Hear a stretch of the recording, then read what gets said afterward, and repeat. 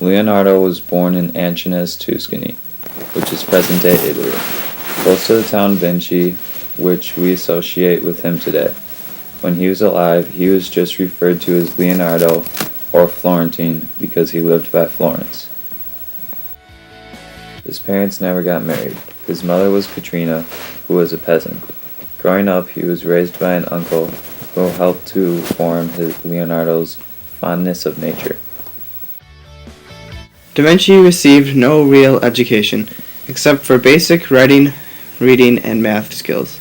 But when he was 15, he began an apprenticeship with painter and sculptor Andrea del Verrocchio. He stayed under Andrea's apprenticeship for 10 years, slowly mastering his skills in a variety of areas.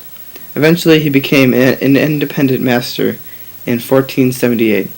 He went on to paint his first commissioned work 4 years later. It was the Adoration of the Magi.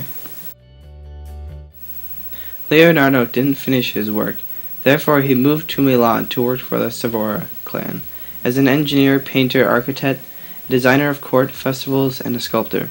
He worked on a 16-foot-tall sculpture in bronze of the founder Francesco Savoia for 12 years, but it was destroyed in a battle after the Savoia Duke lost power in 1499. Only a few of his paintings survive, but some of the ones that did are still today some of the most beloved paintings in history.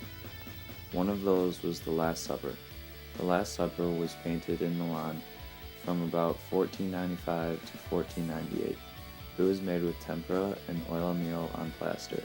It represented the city's monastery of Santa Maria delle Grazie. It is also known as the Centacle and is about 15 by 19 feet and is only surviving fresco. The painting is showing Jesus Christ talking to the apostles. One of his quotes was, "One of you shall betray me." It's remarkable because the painting shows expressionism and body language. Another painting that survived and is beloved today is known as the Mona Lisa. When Milan was invaded by the French in 1499, Leonardo fled to Florence, Italy, and started painting a series of portraits. One of them being La Gioconda, or Mona Lisa. It was painted between 1503 to 1506, representing a woman with a slight smile. The woman in the painting is known as Lisa del Giocondo, wife of a Florence merchant, Francisco del Giocondo. Today, the painting is located in the Louvre Museum in Paris, France.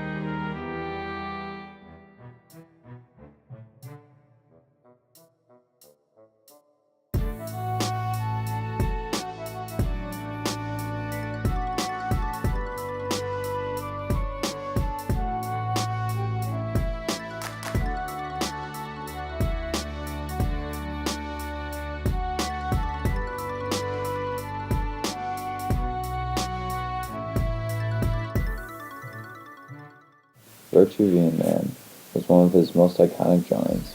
It shows a man in two superimposed positions inside a square and circle. The work is named after architect Vitruvian because the picture went along with the text based on Vitruvian's work. It is currently being held in Gallery dell'Accademia in Venice, Italy. Lady with Hermana. This is an oil painting of Cecilia Guillerme. She was a mistress of Louvre Sofara. It is one of only 4 of Da Vinci's female portraits.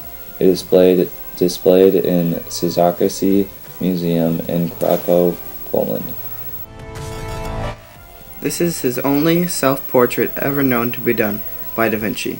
He drew it in around 1512 at age 60 years old. There was some controversy that the man doesn't even represent Da Vinci, but there is really no way to know for sure. It is displayed in the Royal Library of Turkey, Italy. Leonardo da Vinci was not just a painter. He had much more than just art. To be called the ultimate Renaissance man, like he was, he had to master every subject, including art, science, engineering, and philosophy. He was obsessed with nature and loved the outside world. He once said, "Nature is the source of all true knowledge. She has her own logic, her own laws. She has no effect without cause, no invention without necessity." He was also very intrigued by human anatomy. During his time period, it was still a very controversial topic, and he took great risk to educate himself of it. He even took corpses from hospitals in Florence to study them. He secretly discovered lots of unknown knowledge of the human body that would not be found out for 200 more years.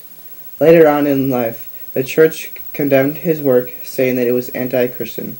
He was forced to flee Italy and settle down in France. In Leonardo's time, he wasn't the only great artist. One other was Michelangelo, one of his biggest rivals. While in the Piazza Santa Trinita in Florence, Italy, some gentlemen wanted Leonardo to create a sculpture for them to go into the center of Florence. But Michelangelo interrupted the deal, telling the man that Leonardo couldn't do it nearly as good as he could. They both tried to make a great sculpture to beat out each other. Michelangelo ended up winning, causing them to ignite their rivalry. Leonardo da Vinci was an incredible artist, architect, inventor of pretty much all things. In his time, he was recognized as the perfect Renaissance man. He is still widely popular today for two of his more famous paintings, Mona Lisa and The Last Supper.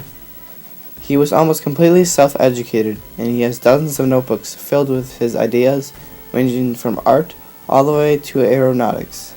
But many people in his time didn't understand his ideas, so it wasn't until years after his death that he became known as more than just an artist. Leonardo's last name, Da Vinci, actually means of Vinci, and Vinci is the town near he was born in.